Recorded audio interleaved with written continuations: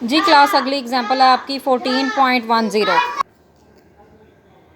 जी class, यहाँ पर आपके पास 10.10 एग्जांपल है। The following result are given from period data of two variables x and Y.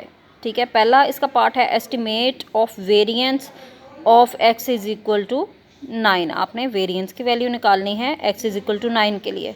फिर है estimated regression line of X on Y. फिर है जी estimated regression line of Y on X. ये गिवन है आपको चीज़ें। एक्स ऑन वाई आपके पास है 40 x cap minus 18 y is equal to 214।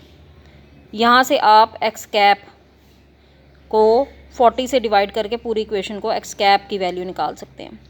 दूसरी आपके पास इक्वेशन है 8x minus 10 Y cap is equal to minus 66। यहाँ पर आप 10 से सारी इक्वेशन को डिवाइड करके वाई कैप की वैल्यू निकाल सकते हैं। अब इसमें फाइंड आउट क्या क्या चीज़ें करनी है। Coefficient of correlation between x and y यानी स्मॉल आर फाइंड आउट करेंगे आप। स्टैंडर्ड डेविएशन फाइंड आउट करेंगे आप। Mean values of x and y यानी एक्स बार और वाई बार फाइंड आउट करेंगे आप। ओके, पहली इक्वेशन आपके पास क्या है एस्टिमेटेड लाइन की। एक्स ऑन वाई आपको दिया हुआ है 40 x cap minus 18 y is equal to 214। आप क्या करेंगी, एक्स कैप के कोफिशिएंट को पूरी इक्वेशन से बोथ साइड्स पे डिवाइड करेंगे तो आपके पास सिचुएशन आ जाएगी x cap is equal to, और फिर आपने क्या किया कि एक्स कैप को एक साइड पे रहने दिया और बाकी चीज़ों को उधर ले गए। जैसे ये माइनस 18 वाई है, ये उधर जाके प्लस 18 वाई हो जाएगा। ठीक है, ये आपके पास आ जाएगी इक्वेशन। फिर x cap is equal to 214 divided by 40 plus 18 divided by 40 of y. यहाँ पर भी वाई ऑफ एक्स की वैल्यू आपके पास आ जाएगी 18/40। ठीक, वो डिवाइड करके आपके पास वैल्यू आ जाती है 0.45। फिर आपके पास estimated line Y on X है 8x minus 10 Y cap is equal to minus 66। ये आपके पास आती है वाई कैप। अब उसी तरह से आप क्या करेंगी कि एक तो 10 से सारी इक्वेशन को डिवाइड करेंगी और क्योंकि 10 वाई कैप का कोफिशिएंट है, और फिर यहाँ पर आपके पास है माइनस 10 ऑफ वाई, ये उस साइड पे चला जाएगा, माइनस 66 इधर आके प्लस 66 हो जाएगा। तो आपकी इक्वेशन बन जाएगी 66 प्लस 8x। फिर वाई 10 से जब डिवाइड करेंगी तो आपके पास वाई कैप की वैल्यू आ जाएगी 66 divided by 10 plus 8 divided by 10 x. B y on x आपके पास क्या आ गया 8 divided by 10। A plus b x होता है तो ये वाली वैल्यू आपके पास बी बनेगी ना। फिर उसके बाद है कि आपने एस्टिमेट करनी है कोरिलेशन कोफिशिएंट की वैल्यू। कोरिलेशन कोफिशिएंट आपको पता है ज्योमेट्रिक मीन होता है रिग्रेशन कोफिशिएंट्स का, वाई ऑन एक्स और एक्स ऑन वाई। आप इन दोनों को मल्टीप्लाई करेंगे, अंडर रूट लेंगी यानी ज्योमेट्रिक मीन लेंगी इनका, तो आपके पास आएगा 0.6। ये प्रॉपर्टी है, आपने प्रॉपर्टी के ज़रिए से कोरिलेशन कोफिशिएंट की वैल्यू फाइंड आउट कर ली।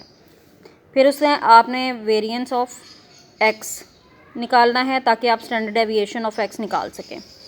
यहाँ पर एस ऑफ एक्स केयर आपको पता है उसकी वैल्यू 9 दी हुई है, उसने वेरिएंस उसने गिवन दिया हुआ है। एस ऑफ एक्स आप अंडर रूट ले लेंगे और आंसर 3 आ जाएगा। अब आपको पता है रिग्रेशन कोफिशिएंट का फार्मूला क्या होता है, r s of y over s of x.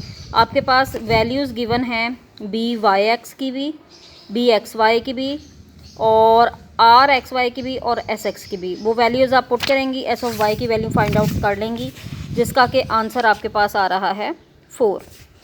उसके बाद लास्ट में आपने क्या करना है, आपने एक्स बार और वाई बार की वैल्यू निकालनी है। आपको प्रॉपर्टी पढ़ाई थी रिग्रेशन की जिसमें कि कहा गया था कि आपकी रिग्रेशन लाइन लाजमी एक पॉइंट से गुजरेगी और वो पॉइंट लाई करेगा लाइन के ऊपर जहाँ पर एक्स बार वाई बार एग्जिस्ट करते होंगे, यानी लाजमी आपकी लाइन पास थ्रू होगी एक्स बार और वाई बार से।